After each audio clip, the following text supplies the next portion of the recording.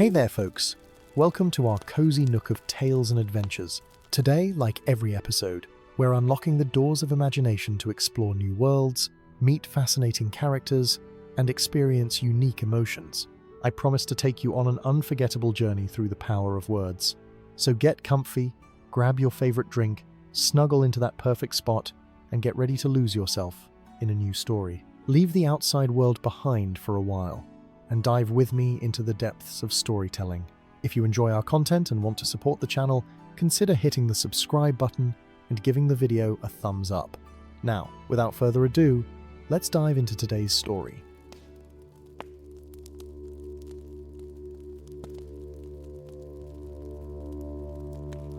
In the heart of Hobbiton, beneath the great hill where the most respectable hobbits made their homes, there stood a particular hobbit hole that was known far and wide throughout the Shire. This was Bag End, a dwelling of such comfort and renown that even the hobbits of distant Buckland and the Eastfarthing spoke of it with reverence. The round green door, the brass bell that hung beside it, and the perfectly circular windows that looked out over the garden were as familiar to the folk of the Shire as the rising of the sun over the water. It was here, in the parlour of Bag End, that the oldest and most cherished tales of Hobbit lore were preserved like fine wine in a cellar.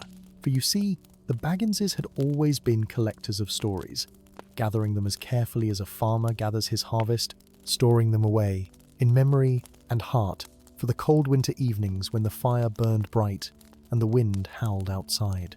On this particular autumn evening, as the leaves of the party tree turned gold and russet, and the first chill of approaching winter touched the air, old Mungo Baggins sat in his favourite chair by the fire. His pipe was drawing nicely, sending up gentle spirals of smoke that danced in the firelight, and his slippered feet were propped up on a cushioned stool. Around him, gathered on the floor and perched on various chairs and footstools, were the young hobbits of Hobbiton, their eyes bright with anticipation. For this was the night of the autumn tales, a tradition as old as Bag End itself.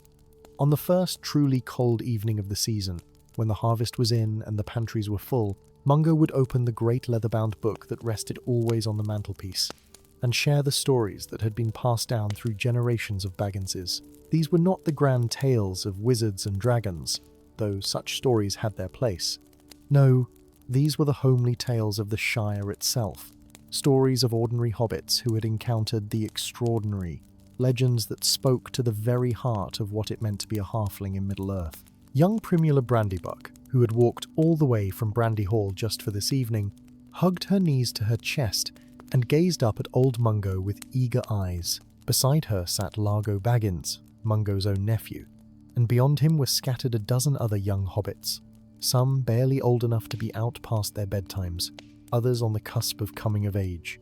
All were silent now, waiting for the tales to begin.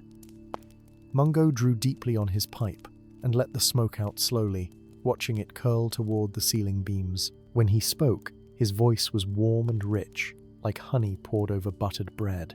"The book lies open before me, children," he said, though he did not look at it, for he knew these stories by heart. Within these pages are written the tales our grandfathers told our fathers, and their grandfathers told them, stretching back through the long years to a time when the Shire was young and the world was different than it is today. He paused, letting the anticipation build, watching the firelight dance in the children's eyes. "Some of these tales will make you laugh," he continued, "and some may make you shiver beneath your blankets tonight. Some will teach you lessons that your parents have been trying to teach you since you were knee-high to a grasshopper, though perhaps the stories will succeed where stern words have failed. And some will simply remind you of the magic that lives in ordinary things, in the turning of the seasons and the kindness of neighbours, in promises kept and courage found in unexpected places." The fire crackled and popped, sending up a shower of sparks. Outside, an owl hooted from the branches of an oak tree, and somewhere in the distance, a dog barked once and fell silent. The world beyond the windows of Bag End seemed to draw closer, as if it too wished to hear the tales that would unfold. "Now then," Mungo said, settling deeper into his chair, "I shall tell you first of a tale that concerns a pair of shoes, though not just any shoes, mind you. This is the story of how we hobbits came to have our fine furry feet, so well suited to walking the lanes and byways of the Shire. It is a tale of two brothers, of jealousy and kindness, of a midnight journey into the Whispering Woods, and of a bargain struck with a creature that was neither hobbit nor elf, but something altogether stranger. The children leaned forward as one, their faces alight with interest. Even the oldest among them, who had heard whispers of this tale before, seemed eager to hear it told properly, in the old way, with all the details that made it real. Long ago, Mungo began, in the days before your great-great-grandfathers were born, when hobbits still wore shoes upon their feet, there lived in this very village 2 brothers who were cobblers by trade. One was named Fennel Stitchberry, and the other was called Oric. Now, Fennel was a kind-hearted soul, but his shoes, bless him, were known far and wide for falling apart at the most inconvenient times. His brother Oric, on the other hand, was a master craftsman whose shoes were coveted by every hobbit in the Shire. Mungo's voice took on the rhythmic quality of a tale well told, and the children settled in to listen, knowing that they were about to journey into the past, to a time when the Shire was both familiar and strange, when magic still walked openly in the world, and the simplest errand could lead to the most extraordinary adventures. The workshop of Fennel Stitchberry stood at the edge of Hobbiton, a modest affair with a creaking sign that swung in the breeze and windows that rattled when the wind blew strong. Inside, the benches were worn smooth from years of use, and the tools hung neatly on the walls, though they saw less and less employment as the seasons passed. Fennel would rise each morning with hope in his heart, certain that today would be the day he crafted a shoe worthy of his family name. But by evening, that hope would have withered like a flower touched by frost. His shoes, you see, had a most unfortunate tendency to betray their wearers at the worst possible moments. A sole might come loose during the market dance, leaving its owner hopping about on one foot while trying to maintain dignity. A heel might crack while climbing the hill to Bag End, sending the unfortunate hobbit tumbling backward into a blackberry bush. Stitches would pop during wedding ceremonies, and leather would split during harvest festivals. The hobbits of the Shire, being generally good-natured folk, tried to make the best of it, but there were limits to even hobbit patience. Across the village green, in stark contrast to Fennel's humble workshop, stood the grand establishment of Oric Stitchberry. Here was a shop that gleamed with prosperity, its windows displaying shoes of such exquisite craftsmanship that even the elves of Rivendell might have paused to admire them. The leather was always the finest, supple as silk and strong as iron. The stitching was so perfect it seemed the work of some enchantment rather than mortal hands. And the comfort? Oh, the comfort of Oric's shoes was legendary throughout the 4 farthings of the Shire. Hobbits would travel from the East Farthing and the South Farthing, from Tuckborough and Scary, all seeking a pair of Oric's magnificent creations. They would wait patiently in his shop, chattering among themselves about the superiority of his work, while Oric himself moved among them with an air of satisfied pride. He wore his success like a fine waistcoat, and he never missed an opportunity to remind his brother of the vast gulf that lay between their fortunes. On one particularly dreary afternoon, when the autumn rain fell in steady sheets and turned the lanes of Hobbiton into rivers of mud, Fennel sat alone in his empty workshop. Not a single customer had darkened his door in 3 days, and his coin purse hung as limp and empty as a deflated bladder. He stared at the single pair of shoes he had managed to complete that week, and his heart sank.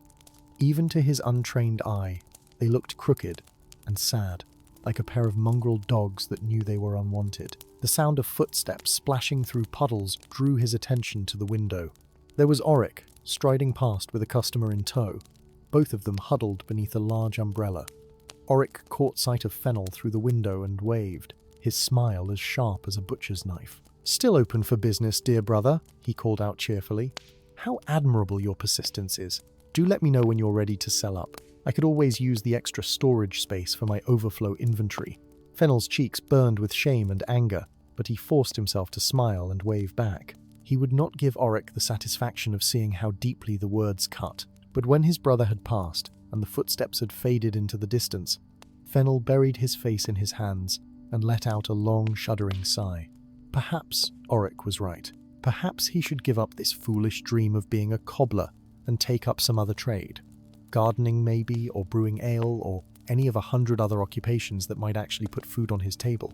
As the daylight faded and the lamps were lit in the windows of the surrounding hobbit holes, Fennel prepared to close his shop and retreat to his own small dwelling. But just as he was about to bar the door, A knock echoed through the empty workshop. It was a peculiar knock, neither loud nor soft, but somehow commanding attention, as if the very wood of the door demanded that he answer. When Fennel opened the door, he found himself face to face with the strangest hobbit he had ever encountered. The stranger was tall for a halfling, with a wild mop of silver hair that seemed to shimmer with its own internal light. His clothes were a riot of colours, patches of emerald green sewn next to brilliant crimson, deep purple beside sunshine yellow, creating a coat that would have made a peacock jealous. But it was his shoes that truly captured Fennel's attention and held it fast. Never, in all his years of cobbling, had Fennel seen such footwear. They seemed to be crafted from materials that belonged to dreams rather than waking life. Leather that shone like polished gemstones and soles that appeared to be woven from moonbeams themselves. As the stranger shifted his weight, the shoes changed colour, rippling through every hue of the rainbow, like oil spreading across water. They were beautiful and terrible and utterly impossible, and Fennel could not look away from them. "Good evening," the stranger said, his voice smooth as aged whiskey and twice as warming. His eyes twinkled with mischief and secrets untold. "My name is Thistle Nightshade, and I have travelled a very long way to speak with you, Fennel Stitchberry. I have heard of your troubles, and I believe I can help you if you are willing to take a small risk for the sake of your craft and your future." Fennel's mouth opened and closed like a fish gasping on a riverbank. How did this peculiar stranger know his name? And what manner of help could he possibly offer to a failing cobbler whose reputation was as tattered as his unsoled shoes? But there was something in Thistle's eyes, something ancient and knowing, that made Fennel hesitate before closing the door. Perhaps, just perhaps, this was the miracle he had been hoping for, come at last in the most unexpected form imaginable. Thistle Nightshade stepped over the threshold without waiting for an invitation, his impossible shoes making no sound upon the wooden floor. He moved through Fennel's workshop with the ease of someone who belonged there, his eyes taking in every detail with an expression that suggested both amusement and satisfaction.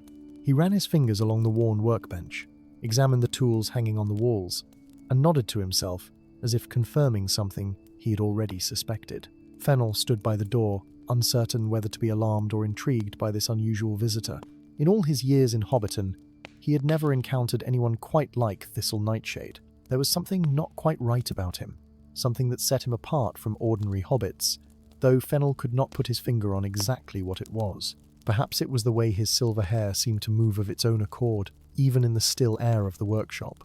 Perhaps it was the strange light that danced in his eyes, like stars reflected in a deep well. Or perhaps it was simply those extraordinary shoes that seemed to defy all the laws of leather and craft that Fennel had spent his life trying to master.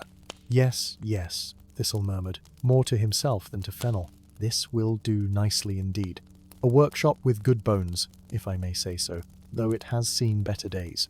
But that can all change, my dear Fennel. That can all change very quickly if you are willing to listen to what I have to propose." Fennel found his voice at last, though it came out somewhat squeaky and uncertain. "What sort of proposal, if I might ask? And, begging your pardon, but how do you know my name? I don't recall us ever having met before, and I pride myself on remembering faces, even if I can't seem to remember how to make a decent pair of shoes." Thistle turned to face him fully, and his smile was like sunlight breaking through storm clouds. "Oh, I know many things, Fennel Stitchberry. I know that you rise each morning with hope in your heart and go to bed each night with disappointment weighing on your shoulders. I know that your brother's success cuts you deeper than any blade, not because you envy him his fortune, but because you fear you have failed your family name. I know that you are kind where he is cruel, generous where he is grasping, and that you possess a quality far more valuable than mere skill with needle and thread." "What quality is that?" Fennel asked, drawn in despite his caution. "The willingness to take chances," Thistle replied. "The courage to venture into unknown territory when the safe path has led only to ruin. And it is that quality, my dear fellow, that has brought me to your door this evening. You see, I am in need of employment, and you are in need of a miracle. I propose that we help each other." Fennel's brow furrowed with confusion. "You want to work for me, but I can barely feed myself, let alone pay a worker. And what could you possibly gain from working in a failing cobbler's shop when you wear shoes that look like they were crafted by the Valar themselves?" Thistle waved away his concerns with an airy gesture. Payment is of no concern to me. All I require is a warm place to sleep, food in my belly, and access to your workshop. In return, I will craft shoes for you. Shoes unlike any the Shire has ever seen. Shoes that will make your brother's creations look like the crude efforts of a child playing with scraps of leather. By the time I am finished, the name Fennel Stitchberry will be spoken with reverence throughout the Four Farthings, and hobbits will travel from distant lands to purchase your wares. It sounded too good to be true, and Fennel had lived long enough to know that when something sounded too good to be true, it usually was.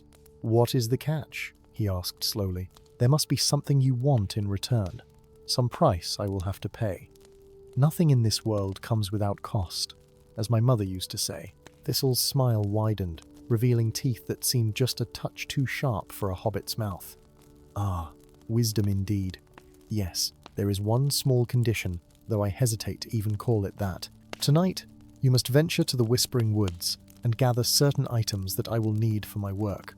Special ingredients, you might say, that cannot be found anywhere else in the Shire. Things that grow only in that enchanted forest, under the light of the waning moon. The Whispering Woods." Fennel felt a chill run down his spine at the very name.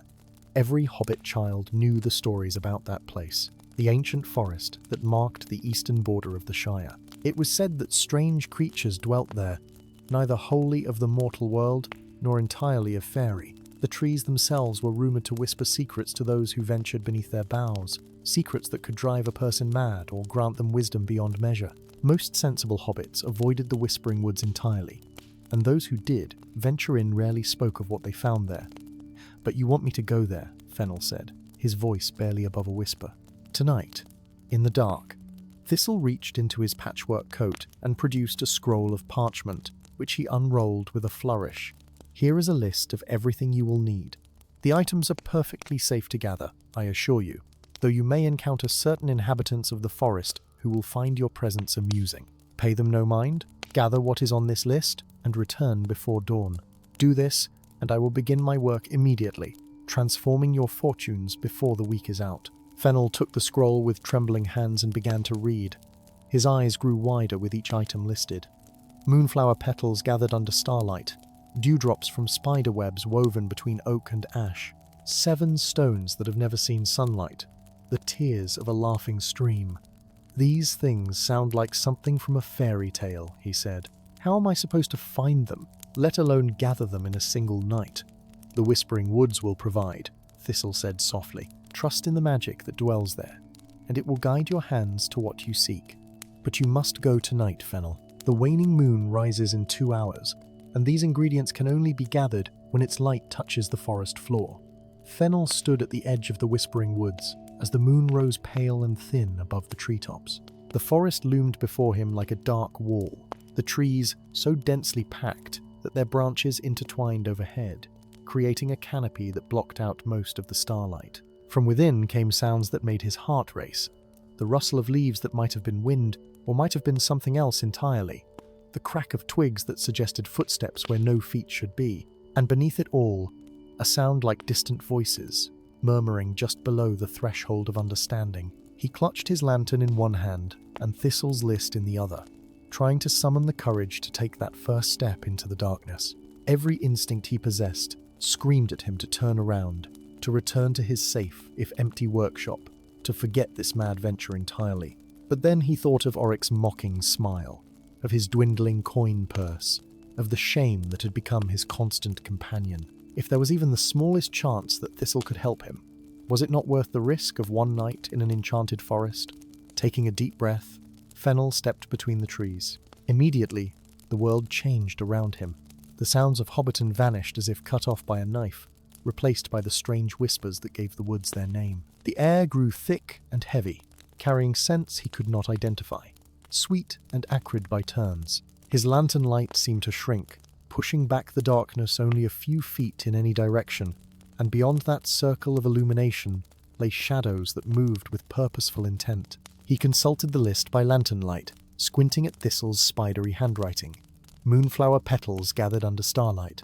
Well, that seemed simple enough, if he could find moonflowers. He had heard of such blooms, rare white flowers that opened only at night, though he had never seen one himself. Surely, if they grew anywhere, it would be in a place like this, where magic still walked freely. Fennel ventured deeper into the woods, following what might have been a path, or might simply have been a gap between the trees. The whispers grew louder as he walked, though he still could not make out words. Sometimes they seemed to be laughing at him, other times lamenting, and occasionally they sounded almost like warnings. He tried not to listen too closely, remembering old tales about travelers who had paid too much attention to the voices of the forest and lost their way forever.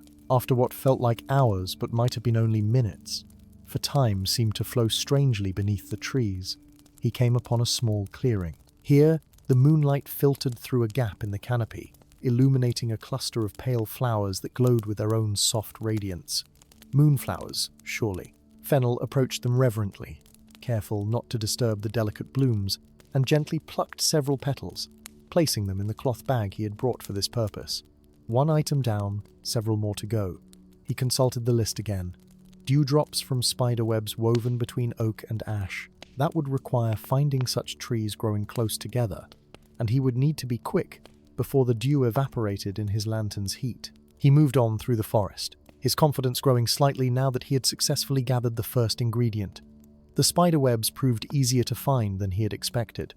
The whispering woods seemed filled with industrious spiders, and their webs stretched between the trees like silver tapestries. Finding a web specifically between oak and ash took longer, but eventually he located one strung between two ancient trunks that grew so close their roots intertwined. The dewdrops that clung to the web shimmered like tiny diamonds in the moonlight. Fennel used a small glass vial to collect them, marveling at how each drop seemed to contain its own miniature world of reflected light. He was so absorbed in his task that he did not notice he was being watched until a voice spoke from the shadows, making him jump so violently he nearly dropped the vial.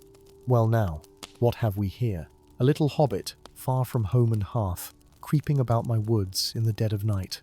How very interesting indeed. Fennel whirled around, his lantern held high, and found himself face to face with the strangest creature he had ever seen. It sat upon a moss-covered stump, roughly the size of a hobbit child, but there any resemblance ended. Its skin had the texture and colour of bark. Its hair appeared to be made of actual moss and twigs, and its eyes glowed with a faint greenish light that reminded Fennel of foxfire. The creature's mouth curved in a smile that managed to be both charming and deeply unsettling, revealing teeth that were perhaps a touch too pointed. "I am Vorax," the creature said, hopping down from the stump and circling Fennel like a cat examining a mouse. Spirit of mischief, keeper of secrets, and collector of interesting things. And you, little hobbit, are quite interesting indeed. Tell me, what brings you to my woods on this fine evening? Surely not just a fondness for midnight strolls and spider dew. Fennel swallowed hard, his mouth suddenly dry. He explained his mission as best he could, showing Vorax the list of ingredients he was gathering. The spirit listened with evident amusement, its head cocked to one side like a curious bird. "Ah, so you seek to make magic shoes," Vorax said, when Fennel had finished. "How delightful. But you know, little hobbit, I could make your task so much easier. I could grant you the success you seek without all this tiresome gathering of ingredients. I have that power, you see.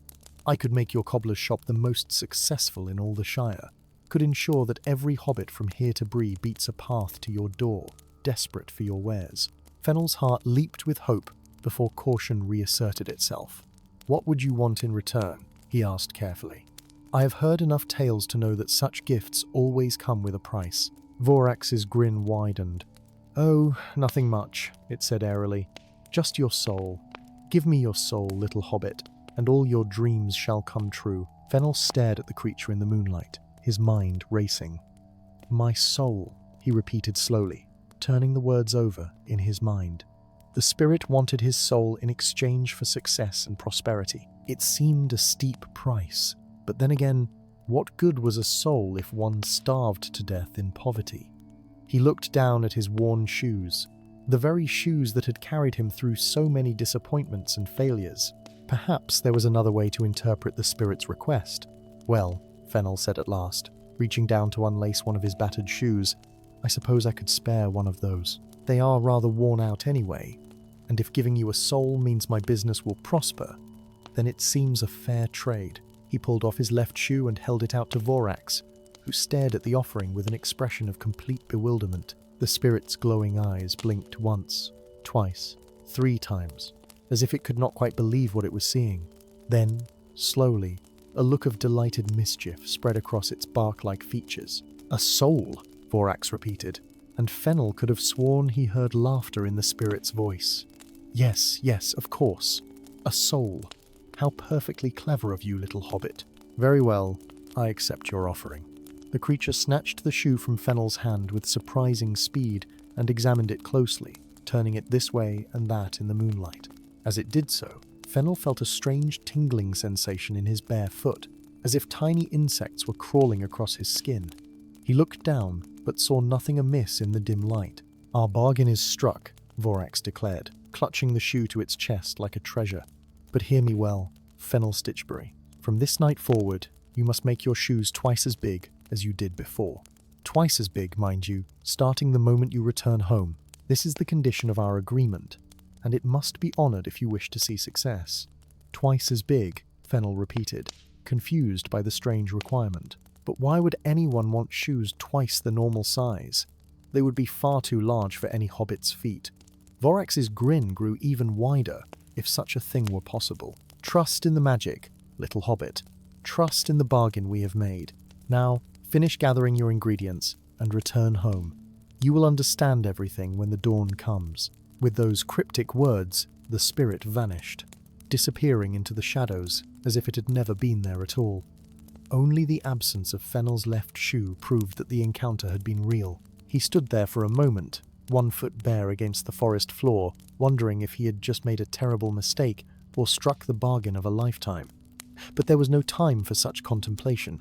The moon was climbing higher in the sky, and he still had several items on Thistle's list to gather.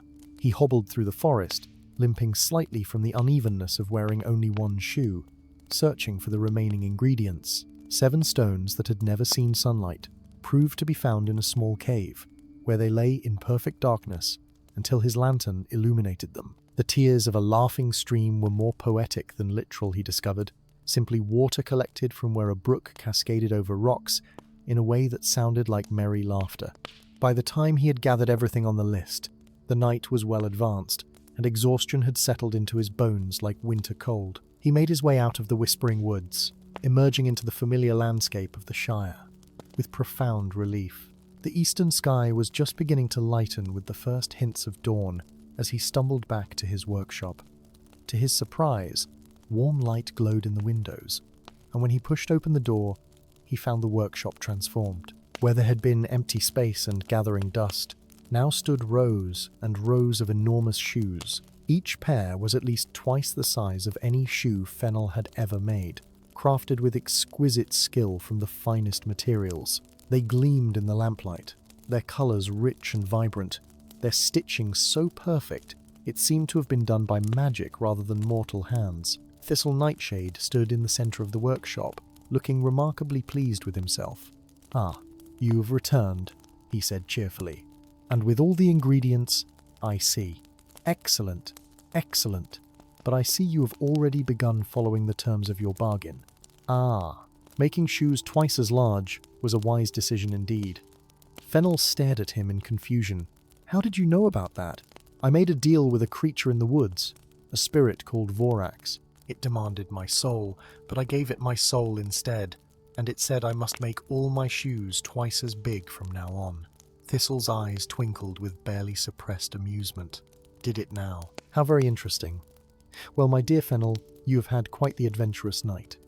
I suggest you get some rest. When you wake, I think you will find that the world has changed in ways you could never have imagined." Fennel was too tired to ask what Thistle meant by that. He trudged to his small bedroom, collapsed onto his bed without even removing his remaining shoe, and fell instantly into a deep sleep. His dreams were strange and vivid, filled with dancing shoes and whispering trees, with spirits that laughed at jokes he could not understand, and with a sense that something momentous was about to unfold. When he finally woke, the sun was high in the sky, suggesting he had slept well past noon. He felt oddly heavy, as if his blankets had gained weight during the night. When he tried to swing his legs out of bed, they moved more slowly than usual, and when his feet touched the floor, something felt distinctly wrong. Fennel looked down and gasped in shock. His feet, which had been perfectly normal when he went to bed, had swollen to twice their usual size. They were enormous, almost comically large, and as he stared at them in horror, he realized something else. They were covered in a thick layer of curly brown hair that definitely had not been there the night before. Fennel scrambled out of bed and rushed to the wash basin, splashing cold water on his face, certain that he must still be dreaming. But when he looked down again, his enormous hairy feet remained exactly as they were. He wiggled his toes experimentally, watching in fascination as the curly hair rippled like grass in a breeze. The feet were undeniably his, connected to his ankles as firmly as they had always been, but they had been transformed into something altogether different from what they had been the night before. A commotion outside his window drew his attention. Voices were raised in confusion and alarm, and he could hear the sound of many feet, many large feet, hurrying through the streets of Hobbiton. Fennel rushed to the window and looked out, and what he saw made his jaw drop in astonishment. Every hobbit in view had feet exactly like his own, enormous, hairy, and impossible to hide. Primrose Goodbody stood in her garden, staring down at her transformed feet in shock, her morning watering can forgotten in her hand. Old Gaffer Brownlock sat on his front step, holding one massive foot up to the light, as if he could not quite believe what he was seeing. Children ran through the streets, some laughing at the novelty, others crying in confusion, all of them stumbling occasionally as they adjusted to their new proportions. The transformation had affected every hobbit in the Shire, it seemed. From the oldest to the youngest, from the wealthiest to the poorest. Every single one of them now possessed feet that were twice their normal size and covered in thick, curly hair. The streets were filled with hobbits trying on their old shoes, only to find them impossibly small, their normal footwear now useless as a thimble for holding water. Fennel's heart sank as the realization hit him like a falling anvil. This was his fault. His bargain with Vorax, his misunderstanding about souls and souls, his agreement to make shoes twice as large. Somehow, in the mysterious way that magic worked in the Whispering Woods, his personal bargain had become a transformation that affected every hobbit in the Shire. He had not just changed his own feet, he had changed the feet of an entire people. But then, a second realization followed quickly on the heels of the first. Every hobbit in the Shire needed new shoes, and he had a workshop full of shoes that were exactly the right size. The very shoes that would have seemed absurdly large yesterday were now the only shoes in all the 4 farthings that would fit anyone's feet. As if summoned by his thoughts, a knock sounded at his door, then another, and another, until it seemed as if every hobbit in Hobbiton was hammering on his workshop entrance all at once. Fennel hurried to open it, and was nearly bowled over by the crowd that surged forward. "Please, Master Stitchberry," cried Daisy Gamgee, clutching her youngest child to her chest. "My family needs shoes. We cannot go about our daily business with bare feet, no matter how large and hairy they have become."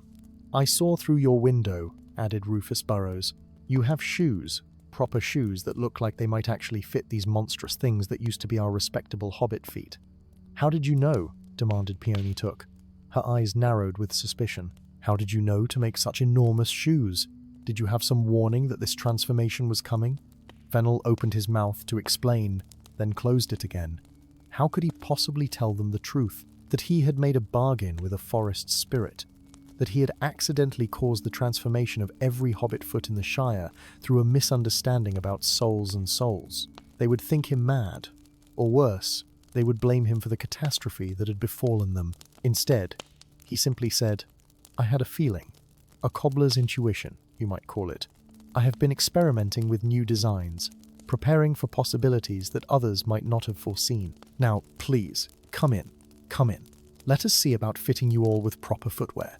The crowd surged into his workshop, and for the first time in years, Fennel found himself overwhelmed with customers. Hobbits tried on the magnificent shoes that Thistle had crafted, marveling at how perfectly they fit, how comfortable they were despite their unusual size. The colours were rich and beautiful, the craftsmanship beyond anything the Shire had seen before. Within hours, Fennel's shelves were bare, every pair of shoes sold, and there were still hobbits lining up outside his door. From his own shop across the village green, Oryx Stitchberry watched in disbelief and growing fury. His workshop was full of perfectly crafted shoes that represented years of skill and dedication, and every single pair was now completely useless, too small by half, designed for feet that no longer existed anywhere in the Shire. Meanwhile, his bumbling brother, who had never crafted a decent shoe in his life, was doing business like he had discovered a gold mine in his back garden. Oryx stormed across the green, pushing through the crowd at Fennel's door. When he finally reached his brother, his face was purple with rage. "What have you done?" he demanded. "What sort of trickery is this? You have somehow caused this transformation. I know it. You and your midnight wanderings and your suspicious new helper." Fennel looked at his brother and saw not just anger but fear. Oryx's whole world had been built on his superiority as a cobbler, and now that foundation had crumbled beneath him. For a moment, Fennel felt sympathy for him, but then he remembered all the years of mockery, all the snide comments and cruel jokes. "I have done nothing but try to earn an honest living," Fennel said quietly. "If my shoes happen to fit the current situation better than yours, well, perhaps that is simply fortune's way of evening things out." As the days passed and the initial shock of the transformation wore off, the hobbits of the Shire began to discover something remarkable about their new feet. They were not merely larger and hairier, they were fundamentally different in ways that proved surprisingly advantageous. The thick layer of curly hair provided cushioning that made walking far more comfortable than it had ever been before. The broader surface area distributed weight more evenly, making it easier to traverse muddy fields and soft earth without sinking. Young Merry Brandybuck discovered that he could now wade through the Brandywine River with ease, his large feet acting like natural paddles that propelled him through the water faster than he had ever managed before. Farmer Maggot found that his new feet were tougher than the soles of any shoe, capable of walking across freshly ploughed fields without complaint. Even the elderly hobbits noticed that their joints ached less, the natural padding of their hairy feet absorbing impact that would have once travelled up through their legs and into their hips. Most surprisingly of all, the hair itself seemed to regulate temperature in remarkable ways. On cold mornings, the feet stayed warm, as if wrapped in the finest wool. On hot summer days, they remained cool and comfortable. It was as if the transformation had given hobbits exactly the sort of feet they needed for their lives in the Shire, even if nobody had realized it until now. But not everyone was pleased with these developments. Oryx Stitchberry grew more bitter with each passing day, watching his once thriving business crumble while his brother prospered. He began to spread rumors throughout Hobbiton, suggesting that Fennel had somehow caused the transformation through dark magic or dealings with unsavory creatures in the Whispering Woods. Some hobbits listened to these whispers, nodding thoughtfully and casting suspicious glances at Fennel's workshop. Fennel himself was too busy to pay much attention to the gossip. Orders poured in from every corner of the Shire, and he worked late into the night to keep up with demand. Thistle Nightshade laboured beside him, crafting shoes with supernatural speed and skill, always humming strange tunes that seemed to make the leather more supple and the thread stronger. But as the weeks turned into months, Fennel began to notice something disturbing. Grey hairs were appearing in his once brown curls with alarming frequency. Lines etched themselves into his face that had not been there before. His back, which had always been straight and strong, began to develop a slight stoop. When he looked at himself in the mirror, he saw a hobbit who appeared to have aged 10 years in the span of a few months. "Are you well, Master Stitchberry?" asked young Poppy Burrows one morning when she came to collect a pair of shoes for her father. "You look rather tired, if you do not mind my saying so." "Just working hard," Fennel assured her with a smile that felt strained. Nothing that a good night's sleep would not cure. But deep down, he knew the truth. The magic that had transformed the Shire was exacting a price from him, the one who had struck the bargain in the first place. With each shoe he sold, with each hobbit who praised his foresight and skill, he felt a little more of his vitality drain away. The guilt of what he had done, even accidentally, weighed on him more heavily than any physical burden. One evening, as he sat alone in his workshop after sending Thistle home for the night, Fennel stared at his reflection in a polished piece of metal. The hobbit, looking back at him, had silver streaking through his hair and crow's feet at the corners of his eyes. He looked old, far older than his actual years warranted. "What have I done?" he whispered to the empty room. "I wanted success, wanted to prove myself, but at what cost? I have changed the very nature of hobbit folk, all because I was too foolish to understand what a spirit in the woods was truly asking of me." He thought about returning to the Whispering Woods, about seeking out Vorax, and begging the spirit to undo what had been done. But he knew in his heart that such magic, once unleashed, could not be simply reversed. The transformation had spread too far, had become too deeply woven into the fabric of Hobbit existence. Every Hobbit in the Shire had awakened to find their feet changed, and now they were adapting, finding benefits, building new lives around this alteration. The sound of angry voices outside interrupted his melancholy thoughts. Fennel went to the window and saw a crowd gathering in the street, led by Oric. His brother stood on an overturned barrel, gesturing dramatically as he spoke to the assembled hobbits. "Look at him," Oric cried, pointing at Fennel's workshop. "Look at how he has aged so rapidly. Is this not proof that he has been dabbling in dark magic? Natural aging does not work this way, my friends. He has paid a price for his unnatural foresight, and we have all suffered for it. Our feet, our very bodies, have been transformed without our consent, all so that Fennel Stitchberry could save his failing business." The crowd murmured agreement, their faces troubled in the lamplight. Some of them were hobbits who had praised Fennel just days before, who had thanked him for his wonderful shoes and remarkable preparation. But fear and uncertainty had a way of turning gratitude into suspicion, and Oric's words found fertile ground in their worried minds. "Should we not demand answers?" Oric continued, his voice rising with righteous indignation. "Should we not require that he explain how he knew to make such shoes before the transformation occurred? And more importantly, should we not ask if he can undo what has been done, restore us to our proper forms?" Fennel watched from his window, his heart heavy. He could see the fear in the hobbits' eyes, the confusion and anger that came from having their bodies changed without warning or explanation. They deserved the truth, he realized. They deserved to know what had happened, even if it meant facing their anger and condemnation. Fennel opened his door and stepped out into the evening air, facing the crowd that had gathered outside his workshop. The faces that turned toward him held a mixture of emotions. Anger and fear, certainly, but also curiosity, and something that might have been hope. These were his neighbours, hobbits he had known all his life, and they deserved the truth, no matter how difficult it might be to tell. "Friends," he began, his voice carrying across the assembled crowd, "my brother is right to be suspicious.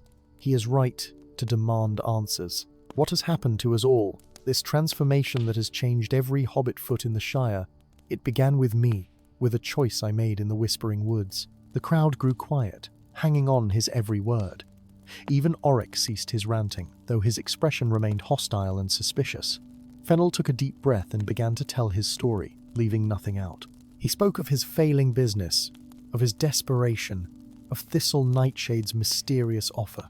He described his journey into the Whispering Woods, the gathering of strange ingredients, and his fateful encounter with Vorax. When he reached the part about the spirit's demand for his soul, some in the crowd gasped. When he explained his misunderstanding, how he had given the creature his shoe sole instead, thinking to outsmart a magical being through a simple play on words, a few hobbits actually chuckled despite themselves.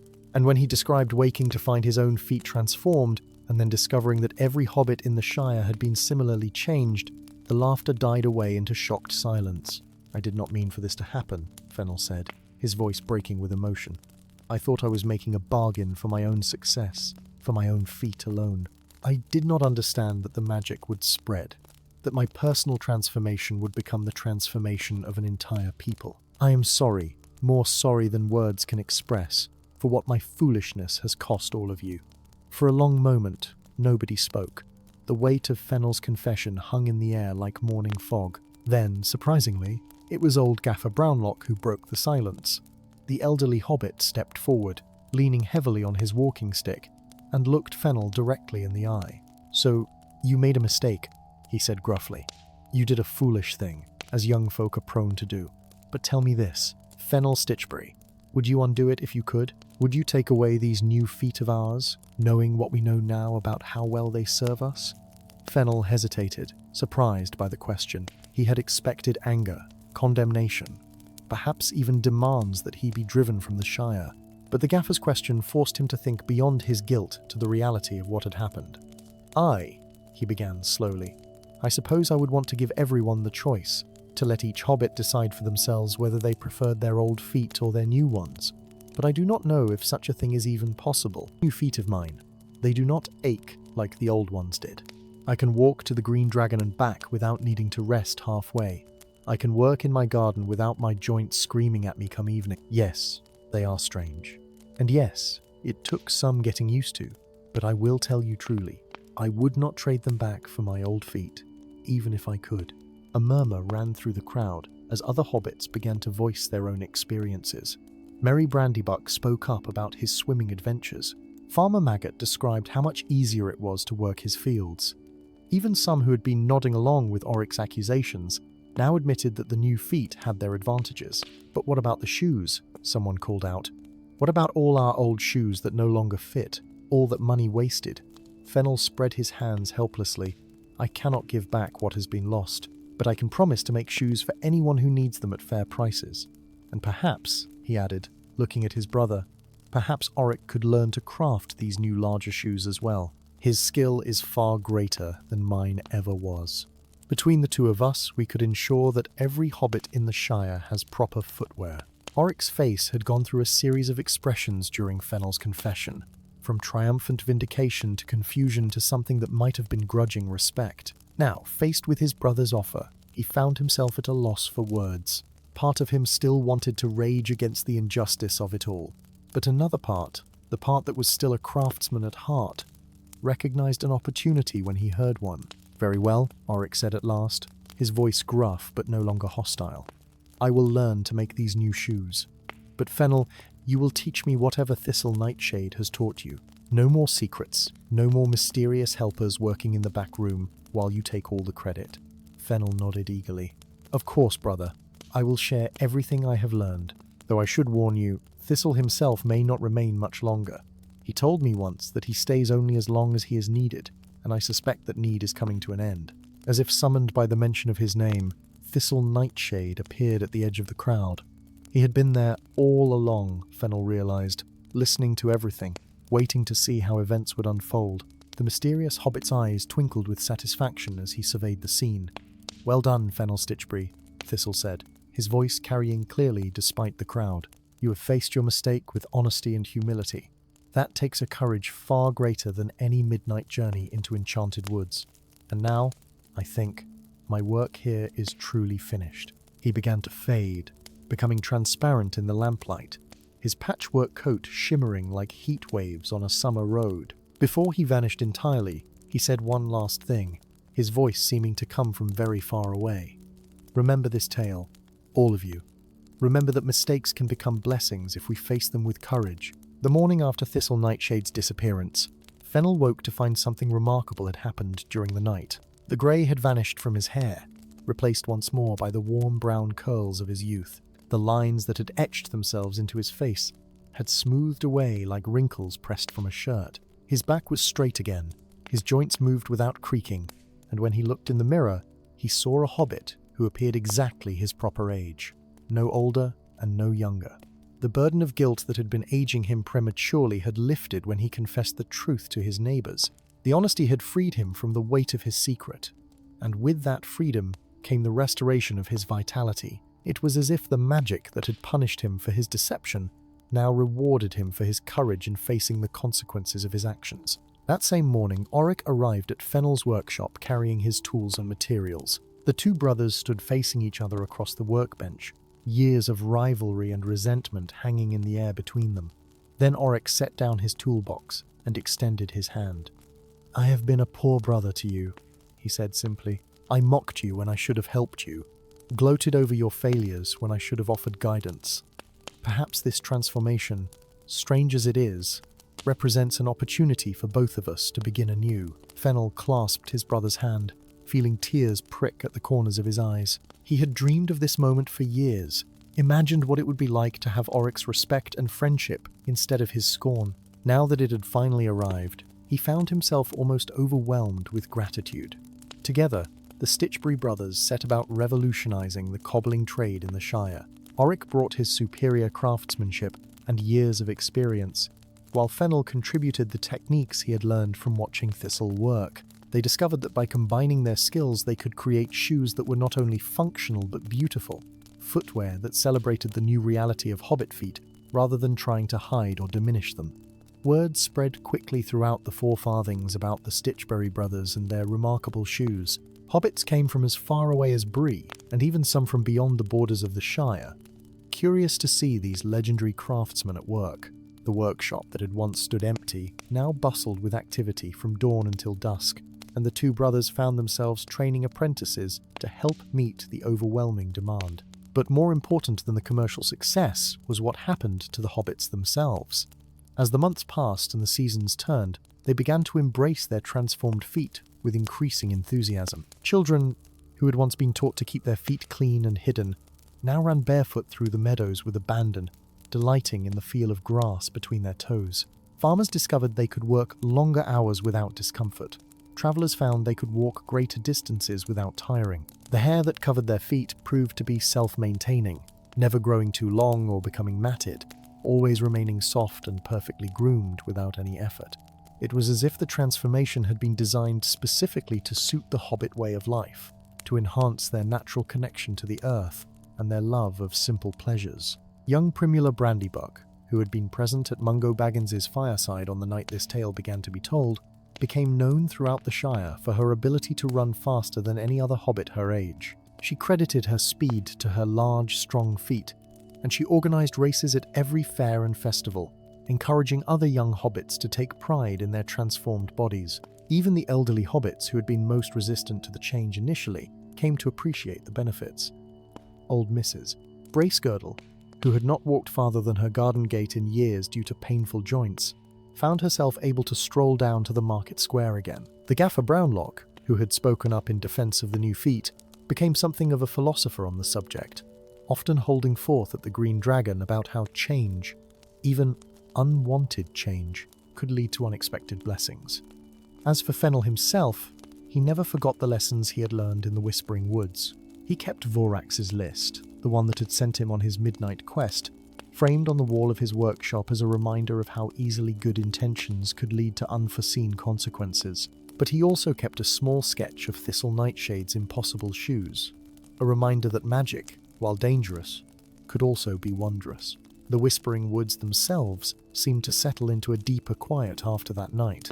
Hobbits who ventured near them reported that the whispers had changed, becoming less ominous and more welcoming, as if the forest approved of what had transpired. Some claimed to have seen Vorax sitting on a stump at the forest's edge, still clutching Fennel's old shoe and grinning its unsettling grin. Others swore they had glimpsed a figure in a patchwork coat dancing between the trees at twilight, though when they looked directly at the spot, nothing was there. Years passed, and the generation of hobbits who could remember having small, hairless feet grew fewer and fewer. Children were born with the large, hairy feet that had become the norm, and they knew no other way. The transformation that had seemed so shocking and disturbing gradually became simply the way things were, accepted as naturally as the changing of the seasons or the rising of the sun. The Stitchberry brothers continued their work well into their old age, eventually passing their knowledge on to the next generation of cobblers. But as Oric and Fennel grew elderly and their hands became less steady, they found themselves needing shoes less and less. Their tough, resilient feet required no protection from the elements, and they often joked that they had worked themselves out of a business by helping to create hobbits who no longer needed shoes at all. On warm summer evenings, the two brothers would sit outside their workshop, smoking their pipes and watching the young hobbits run barefoot through the lanes of Hobbiton, their large feet carrying them swiftly and surely over the familiar ground of the Shire. Mungo Baggins paused in his storytelling, taking a long draw from his pipe and letting the smoke curl upward toward the ceiling beams of Bag End. The fire had burned low during the telling of the tale, and he stirred it with a poker, sending up a shower of sparks that danced like fireflies in the gathering darkness. The children who sat around him had grown quiet, their eyes wide with wonder, each one instinctively looking down at their own large, hairy feet, as if seeing them truly for the first time. Young Largo Baggins was the first to break the silence, his voice filled with amazement. "Is that really how it happened, Uncle Mungo?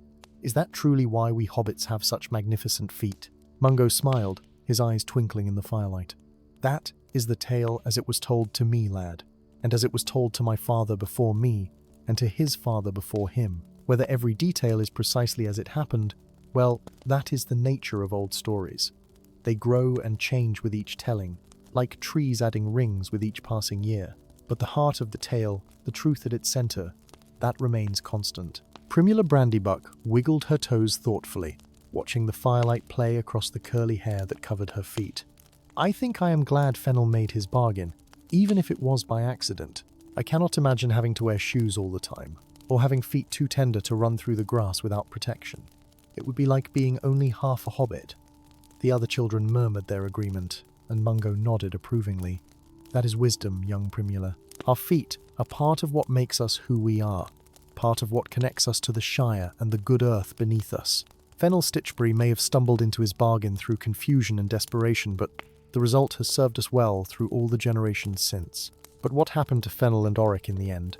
Asked a small hobbit child named Poppy, who had been listening with rapt attention. Did they live happily ever after?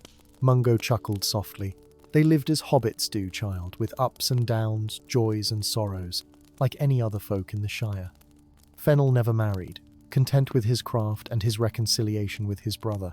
Oric took a wife late in life, and they had a daughter who became the finest cobbler of her generation, though by then most hobbits had indeed given up wearing shoes entirely. The brothers remained close until the end of their days, and when they passed, they were buried side by side in the Hobbiton cemetery, under a stone that bears the image of a pair of shoes. Large shoes, of course, with curly hair carved around the edges. The fire crackled and popped, and outside the wind had picked up, whistling around the corners of Bag End and rattling the round windows in their frames. It was the kind of night when the boundary between the real world and the world of stories seemed to grow thin, when magic felt close enough to touch, if one only reached out a hand. "Did Thistle Nightshade ever come back?" asked another child. "Did anyone ever see him again after he disappeared?" Mungo was quiet for a moment, gazing into the fire, as if searching for an answer in the dancing flames. Some say he was a wizard, walking the world in disguise to test the hearts of mortals and teach them lessons they needed to learn. Others claim he was one of the fair folk, an elf who took pity on a struggling hobbit and decided to intervene in his own mysterious way. And there are those who believe he was something else entirely, a spirit of the Shire itself, appearing when the hobbit folk needed guidance most. He paused, then added with a slight smile, "But I will tell you this, and you may make of it what you will. There are nights, particularly in autumn when the leaves are turning and the air carries the first hint of winter, when travellers on the roads near the Whispering Woods report seeing a figure in a patchwork coat dancing between the trees. His feet, they say, are clad in shoes that shimmer with all the colours of the rainbow, shoes that seem to be made of moonbeams and starlight and dreams. Whether this figure is Thistle Nightshade or merely a trick of shadow and firelight, I cannot say. But the stories persist, passed down from one generation to the next, just like the tale I have told you tonight." The children sat in contemplative silence, each lost in their own thoughts about the story they had heard. Outside, the wind continued its song, and somewhere in the distance, an owl called out to the night. The world beyond Bag End seemed full of possibility, full of the kind of magic that could transform feet and lives, and the very nature of a people. Mungo knocked the ash from his pipe and stood slowly, his own large feet steady on the floor. "Now then, young ones, it is time you are all heading home. Your parents will be wondering where you have gotten to, and I have kept you far longer than I intended. But before you go, remember this. The story of Fennel Stitchberry teaches us that mistakes can become blessings, that honesty takes greater courage than deception, and that sometimes the things we think are curses turn out to be gifts in disguise." The children filed out into the night, calling their thanks and goodbyes, their large feet carrying them swiftly and surely down the path from Bag End. Mungo stood in his doorway watching them go, the warm light from his hallway spilling out onto the grass. He could hear their voices growing fainter as they dispersed to their various homes, no doubt already retelling the story to each other, adding their own embellishments and interpretations. When the last of them had disappeared into the darkness, Mungo closed his door and returned to his chair by the fire. He sat for a long while in comfortable silence, smoking his pipe and listening to the wind. And if, in the depths of the night, he thought he heard the faint sound of pipes playing in the distance, music that seemed to come from the direction of the Whispering Woods, Well, he simply smiled and drew his blanket more closely around his shoulders. Some mysteries, after all, were better left unexplored, and some stories were content to remain stories, neither confirmed nor denied, but simply told and retold by the fire on cold autumn nights when the world seemed full of magic and anything at all seemed possible.